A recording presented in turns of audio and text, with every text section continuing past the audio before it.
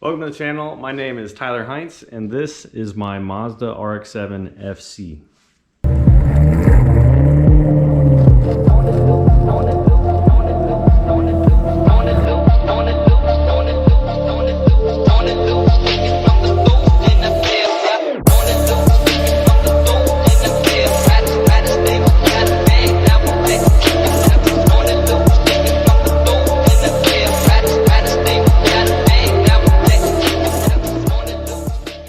Now, obviously, this isn't the same engine that's in those videos. That was a Ford 302 T5 stock NA diff car making 200 horsepower. It was an excellent learner platform when I started to learn how to drift in 2019.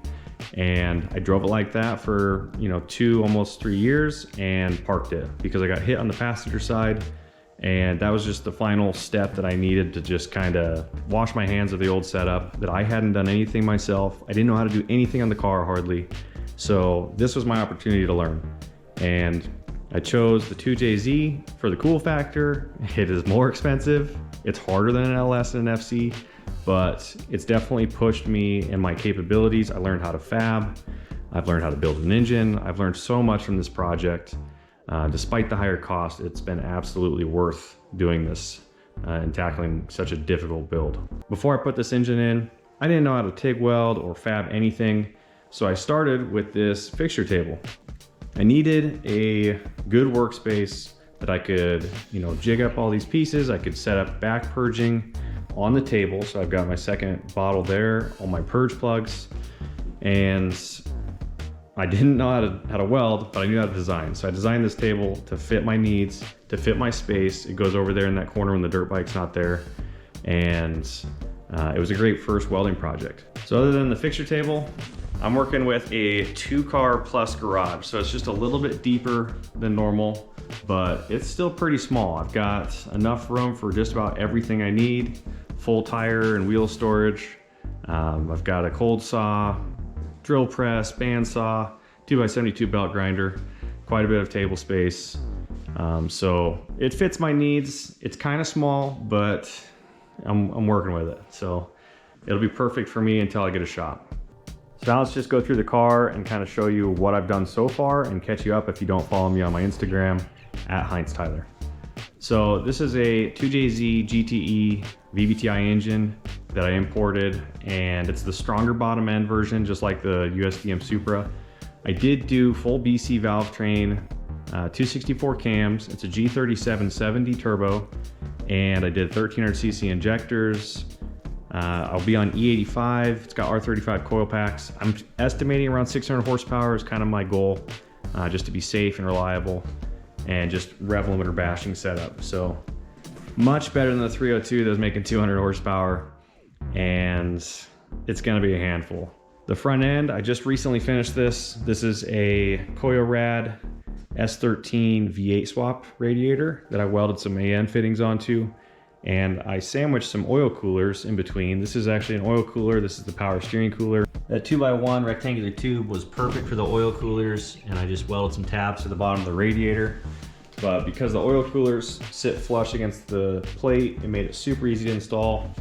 Intercooler, this is a Vibrant Performance intercooler. It's the biggest one they got. I forget what horsepower it's rated to, but when I did the math, the CFM required, it made sense to do a 3-inch end tanks and full 3-inch for cold side and hot side. And I mounted those. Vibrant offers this really nice attachment point on the bottom of the intercooler.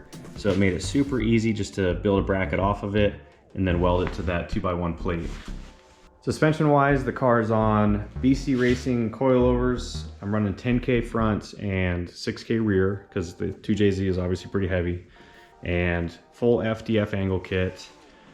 I am running Rad Industries KRC power steering pump setup, which is pretty neat, and Rad's 160 alternator. Lots of Powerhouse Racing billet stuff just to make it look cool. Another thing I get asked about is this roll pot setup. So I just chopped off the OEM upper water neck, and then Track Tough sells this DIY kit. So then I just welded the tank all together and then meshed it to the upper inlet, and then welded an AN fitting to it. And I'm gonna have to try and squeak this over. It's gonna be kind of tight. I might actually cut this all the way back and re-weld another dash 16 fitting onto here. We'll see how that goes. But other than that, this car was caged by my brother, Heinz Boy Garage on Instagram.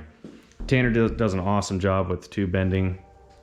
He's the one who's done all the fabrication work on the car prior to me learning it this last year.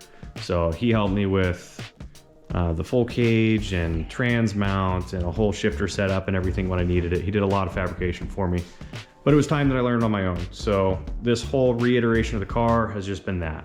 Me learning how to fab, TIG weld, and eventually bend some tube. I do have a JD squared tube bender there. I want to start bending my own bash bars. I do still need to make a trans mount for this car. It is a CD00A, which is just the remanufactured CD009 with a serial 9 shifter on it. The full interior, it needs a lot of work. I need to make another crossover bar, and then I've got a carbon fiber Big Duck Club S14 dash coming. And I'm gonna do a lot of work with the interior, make it kind of street, kind of race. You can't build a car like this and not drive it on the street, in my opinion, so I'm gonna try and build it so that it's comfortable enough for like drift week or, you know, some cruising on the street. As for the rear of the car, I've got a Ronin 88 Grande kit, and I have a radium fuel cell. Lots of good parts that are gonna be going in the back of here. I've just been prepping the frame rails and prepping the space for that cage that I need to build for it. And then I'm also gonna cut this top section off. I'm gonna use these factory welded in nuts to basically mount my own firewall back to the cage. So a lot of work to do in the back, but that's gonna be my next goal for the car. So I'm also a full-time engineering student. I have 1 semester left in mechanical engineering before I graduate. So right now I'm on Christmas break until January 14th. So I've made a lot of this bulk progress in the last 2 weeks. I still have 2 weeks to go. I'm planning on doing an upper mount for this radiator because it's just held in with some 2x4s. And I'm probably gonna try and get the fuel cell cage done. And then we're moving on to the fun part, which is intercooler piping and full downpipe back to the axle. If you made it this far, thanks for tuning in to check out the progress on the FC and a little orientation of the garage that I'm working with. In the next video, I'm gonna be working on the radium fuel cell and tackling this whole trunk area in prep for the fuel cell cage.